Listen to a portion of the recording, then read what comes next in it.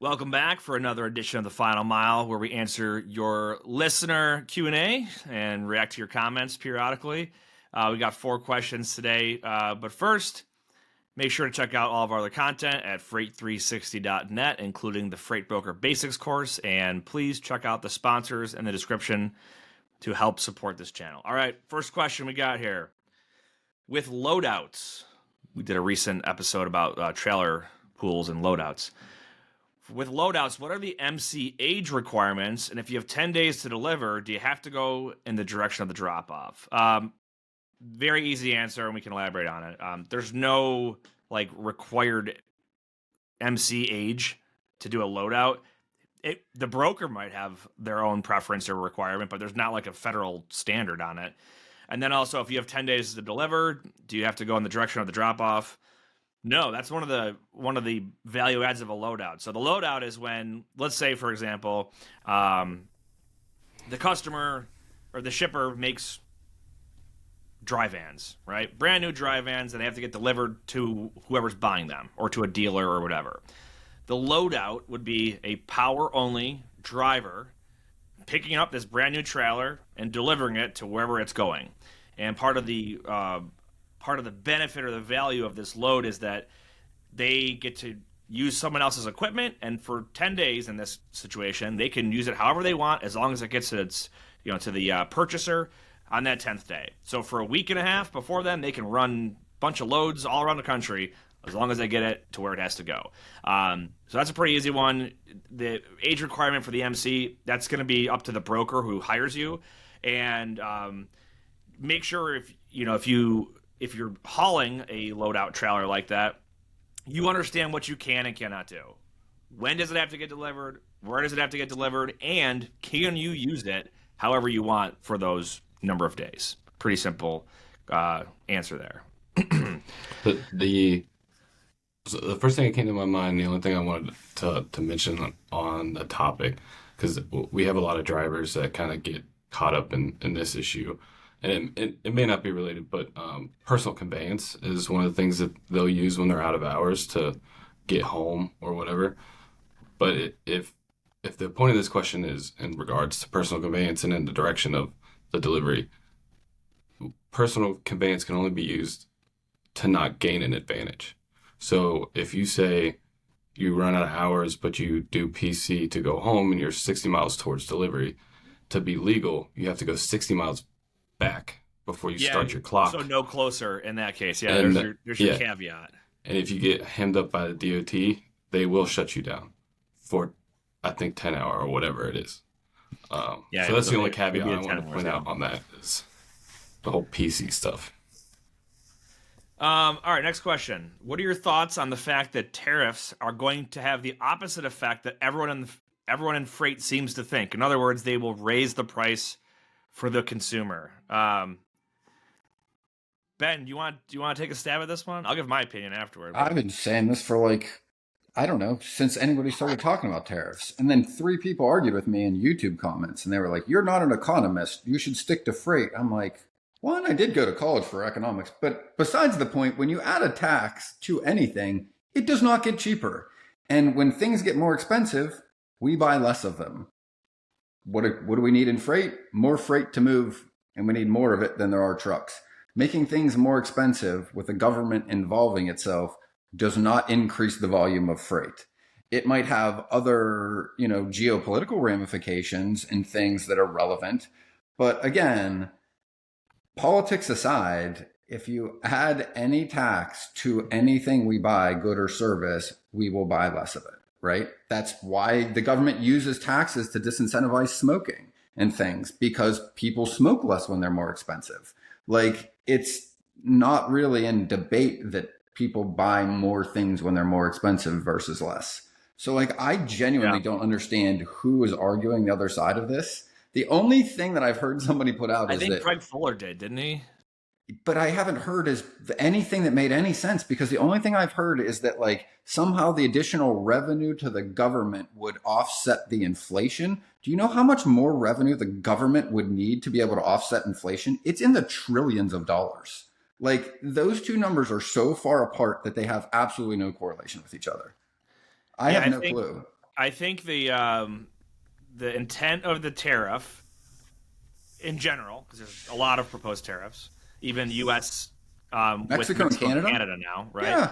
But the intent is to discourage, like you said, to discourage buying goods from outside the country and to encourage the production and consumption of American-made products, which would create jobs. Again, if you impose a tariff, though, its immediate effect is going to be higher prices. It could be Correct. a long-term play that And say, less goods "Hey, to move. right," but for a tariff to be, and I'm not an economist, for if a tariff goes in place and stays, and your goal is long term, we want to have more American manufacturing and American jobs. It takes a lot of time and a lot of cycling of the market for that to actually play out to where your pricing would regulate back to a more sustainable level. So that's the I guess to answer the person's the commenter's question here. We agree. We're not arguing So, that it's going to lower Steven, prices. what is the other side of I, this? I'll give one anecdote to this, and it's in my wheelhouse of beef imports. Um, so Brazil and Ireland are on the same quota for tariffs. You can only import so many pounds of beef before it is taxed. I think it's like 20%. Um, and in this case, I think it was this year, October of this year, they hit their quota in October. And the people in my space predict that they already have next year's quota of imported beef in bonded warehouses, ready to be released January 1. The reason for that is because Brazil is their product is so cheap, they're willing to take on those Storage tariffs costs. for the customers, and that tariff is now being um, taken in by the companies in Brazil, and the consumers aren't paying for it because they must have enough profit on that beef. So that is one instance, one anecdote where the tariff isn't really being applied to the consumer, and a But it lot of that still is made it more because expensive because I can assure you, if that tariff didn't exist, the cost of Brazilian beef would not be the same thing to the consumer. well, the reason they're going to Brazilian beef is because the product domestically and where they normally get it in Australia and New Zealand is too expensive. It's cheaper to get that product from Brazil, even with Right. those companies taking on the tariffs. So the consumer is still, because they're getting it from Brazil, they're not paying. Just because they're not paying a premium over comparable products does not mean they're not paying more because of it. Because if there was a cheaper product available, people would buy less of the more expensive one and more of the cheaper one, and prices would fall, just like in trucking, right? Right. Which would be an argument for imposing tariffs if the idea is to get away from the issues that we had during COVID, where we had to source product from China and now we couldn't get it because things were shut down, and you want to move manufacturing to North America, you would then force people to find suppliers and products. And that is a long-term play, and will it increase costs? Yes. But I mean, what I is the think objective of the tariff? one other argument too, I think I read was like we use China for example. If there's a tariff on Chinese manufacturers, there's a whole lot of other cheap manufacturers over there too that aren't in China that you can then go to. Right. I saw and the other thing too, right? And I had like 5 comments on Freight Caviar, all from people we probably interact with in the industry that were like, one, I think the guy who developed, or Silver, I can't remember which one of it, did Cargado. He just thinks it's a bluff and it's not going to happen. Because if they do that, to your point, into Canada and Mexico, you're making the entire supply chain more expensive. The two closest countries with the cheapest cost and the least global impact, like carbon footprint, to get it from where it's made to where it's used, would be the closest countries. So if you did it to all the rest of North America, things are for sure still going to get more expensive. All right, next question. Why does a backhaul pay less? And there was more context to it. He asked about I think it was like something to California, and then California back to the original origin was a different price. So there's two things I want to hit on here. When we use the term backhaul, we're usually referring to a driver that's driving back to their origin. It could be where their fleet is domiciled. It could be their house, whatever. If I'm a driver and I'm getting a load that takes me right back home where I'm trying to get to, I'm usually willing to take less money for it because I want that load instead of somebody else. That's the concept of the backhaul, is that it's what's in it for me, the location. The location is what matters for me. Therefore, the price, I will accept a cheaper rate. That is a basic economic principle. Whereas a head haul, if there's a load available at my house and I don't care where it's going, I just want the highest paying load. Well, I don't get to decide where I'm going. I have to look for the highest paying load. It's going to send me somewhere that who knows what, I can find coming out of there. Well, here's the other reason too, right? So, and you're right, it's for sure that carrier and specifically that driver has a higher preference for when and where they're going than the rate. Because they could probably get a better paying load per mile going somewhere else, but they want to be home at the end of the week, for instance, right? So it's more important, right, to be back home than it is to get the best paying rate. The second is the backhaul markets. So Florida's an easy way to look at this. It's a peninsula. You can't come in from the east, the west, or the south. You can only come in through Georgia and Bama, right? So when produce used to pop, right, when we didn't have this down market, right? Say everything watermelons coming out for like those few months.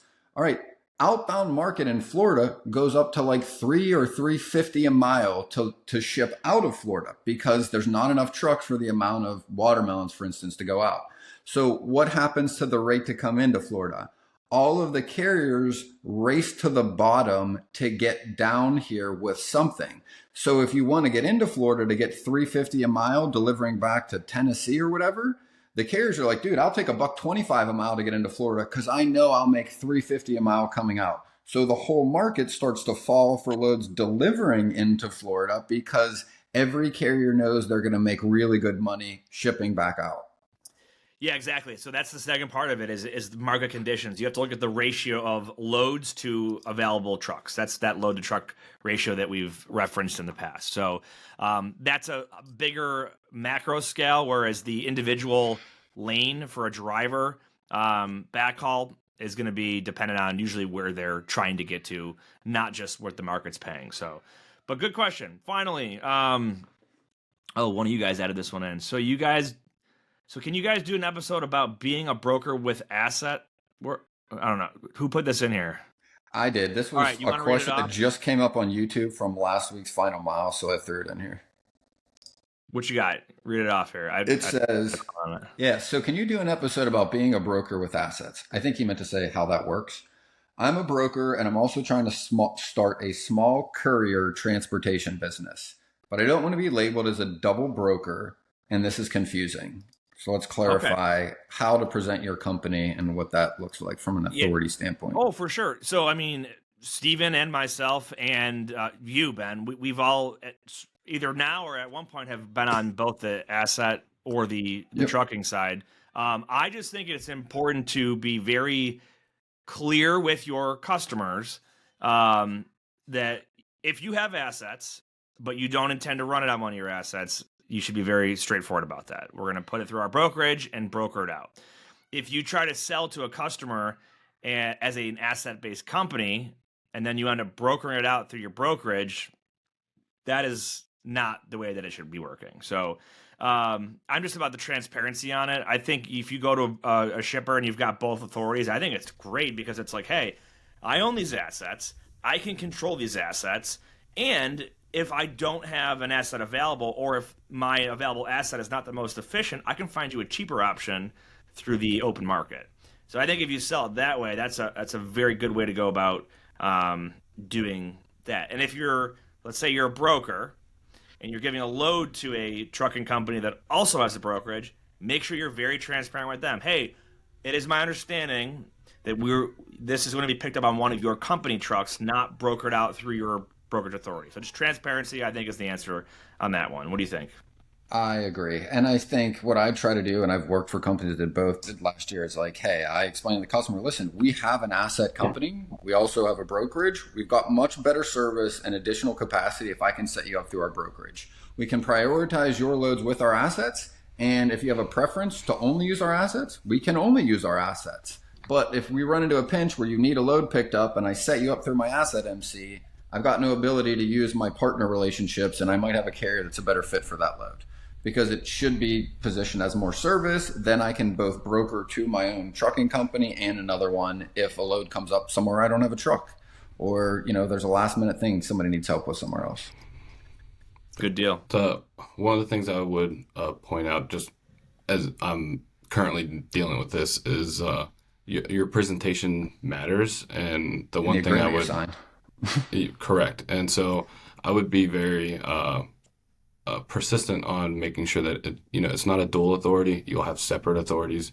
I would even go as far as trying to make sure that the names of your companies, while they may be close, aren't the same, and you keep everything separate, different domain names, just so that when a broker is looking to use your assets, they're not going to be, well, you're a brokerage. Because not only is the new authority going to cause you problems and trying to get established and set up, but if they can see that you're tied to a brokerage, they're, without even talking to you, a lot of these people are going to disqualify you just because of the vetting tools and stuff. I would still be transparent about it and let them know, like, hey, we do have a brokerage, but trying to keep those entities separate will benefit you in the long run. I have one last question that segues from that and is also related to the podcast that we just recorded on the regulation, right? So I was looking at an agreement with a large shipper recently that, and this is pretty common, I think, practically, that they are requiring their brokers to sign their agreement that is written to a carrier, right? Okay. And the company says, if you don't sign this, you can't work with us. Our other brokers have signed it. This is what is required to do business with us. So I was curious because I looked back at the MAP 21 regulation, back to regulations, right? This is like in 2012 or whatever. The regulation, right? And I'm going to read this, right? Are designed to ensure that brokers and carriers operate transparently within their legally defined roles, which is what we were just talking about.